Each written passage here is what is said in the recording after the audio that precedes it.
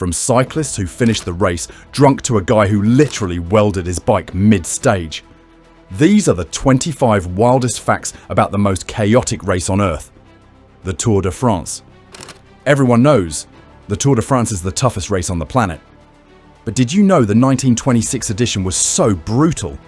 The winner, Lucien Bice, crossed the finish line and immediately collapsed unconscious. He had no idea he'd won. He was so exhausted. He passed out before he could even celebrate. That's insane. But what's completely bizarre is how riders used to deal with pain.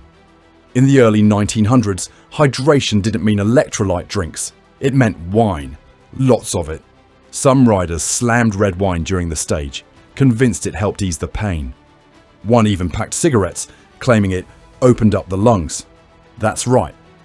Tour legends rode with nicotine and Merlot instead of gels and isotonic water. But how about this for wild? In 1913, Ugen Kristoff broke his front fork in the middle of the Pyrenees. Instead of quitting, he carried his bike for 10 kilometers, found a blacksmith, welded it himself. The rules said no one could help, and because a blacksmith's apprentice pumped the bellows, he got penalized. 10 kilometers on foot, welding by hand, and punished for child labor assistance. Yet that's not even the craziest thing riders have done to cheat death. Before we continue, quick shout out to our very first sponsor ever, Red White Apparel. They make the BIB, a long distance cycling short that's honestly changed the way I ride. Handmade in Italy, with a super comfy 4-layer chamois pad, silicone grippers that actually hold up, and a sleek black look that fits with anything you own. The company's run by just one guy, Uwe, and he puts everything into these bibs. Plus, free express shipping worldwide. Give them some love. Check out the link below, visit the site, and see what they're doing. Alright, back to the video. In 1924, French rider Henri Pellissier quit the race mid-tour, then revealed in an interview that riders used a cocktail of chloroform, cocaine, and even strychnine, yes, rat poison, just to keep going. His exact quote, "You have no idea what we go through." Still not impressed. Okay, how about this? In 1966, Lucien Aymar won the entire Tour de France without winning a single stage. Not one finish line crossed first. He rode smart, stayed consistent, and walked away in yellow, proving that sometimes being a chess player beats being a sprinter. Let's rewind even further. It's 1904, the second edition of the Tour. Pure chaos. One rider took a train to skip a mountain. Another got towed up a climb by a car and a rope. Fans beat up multiple riders mid-stage. And in the end, 4 of the top 5 were disqualified, including the winner, Maurice Garin. The whole podium practically vanished. Speaking of vanished victories, enter Lance Armstrong. He won 7 straight tours. Until he didn't.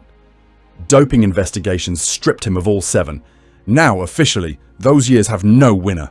The most dominant run in cycling history. Erased. But even without drugs, some riders pulled off superhuman feats. Take Miguel Indurain, 5-time Tour winner. He had a resting heart rate of 28 beats per minute.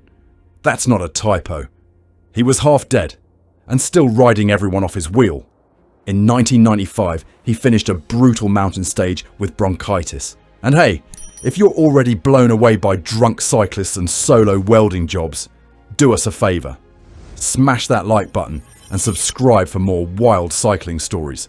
Because we're just getting started. Then there's the French legend Bernard Hinault. Superstitious to the core. He refused to eat certain foods before races because he thought they'd curse his performance. And in 1984, when protesters blocked the road, he didn't stop. He punched them while riding. No joke. The Badger didn't need brakes, just fists. But sometimes the pain isn't from the course, it's from within. Belgium's Frank van den Broeke once declared he would win the Tour, Giro and Vuelta in the same year. Instead, he became a cautionary tale of addiction, scandal and heartbreak, passing away at just 34.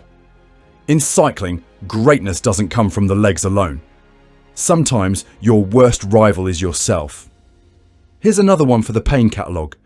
A rider once had his saddle snap mid-stage. No seat. No chance to sit. He rode standing for kilometres until his team car caught up. The Tour doesn't care. You adapt. Or you're out. Now get this. From 1999 to 2020, a shocking number of Tour winners had ties to Lance Armstrong's network. Whether it was US Postal, Discovery Channel, or later Team Sky. Coaches, teammates, doctors. It's the 6 degrees of Lance Armstrong. Coincidence? Maybe. Maybe not. But not every record is heroic. In the NBA, Wilson Chandler once played 48 minutes without scoring. In the Tour, Jackie Durand, 12 Tour starts, only 4 finishes. And still, the crowds loved him, because Jackie didn't ride to win. He rode to attack, breakaways, chaos, glory. That was his drug. Now let's talk fans. Remember the giant crash caused by a spectator holding a cardboard sign into the road? Over 50 riders hit the deck. The internet exploded. And the fan vanished for days, before finally turning herself in. Hey, before you go, I just want to say thanks to Red White Apparel, our very first sponsor here on BikeFlix. They make seriously good long-distance bibs. That's all they do. And it shows. It's run by Uven, a solo founder who designs, ships, and supports everything himself. If you want to support what we do here, check out his website. It really helps. The link's down in the description. Go give them a look, and maybe even try the BIB. Let's go back again to Ugen Kristoff in 1913. Yeah, we already mentioned him, but here's the full insanity. He was descending the Tourmalet, crashed and broke his fork. Walked over 10 kilometres to Sainte-Marie-de-Campan. Fixed the bike himself at a forge.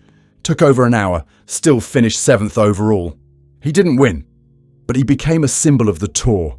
Raw, rugged, relentless.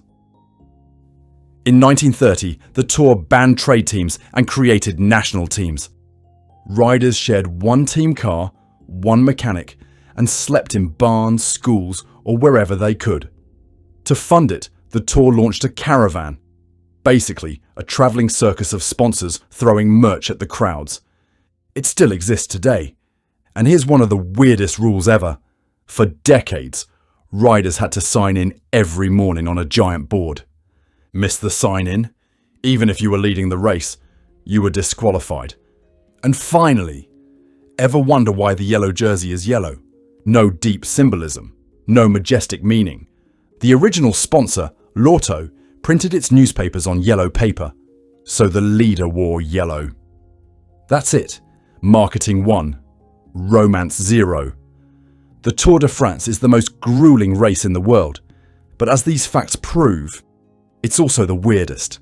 From blacksmiths and broken saddles to drugs, fights, and fans gone rogue, the Tour isn't just a bike race, it's a living, gasping, screaming monument to what humans will do for glory. Which of these 25 facts blew your mind the most? Drop it in the comments. And if you want more wild cycling stories, hit like, smash that subscribe, and turn on notifications. This is BikeFlix, and we'll see you on the next ride. Thanks for watching.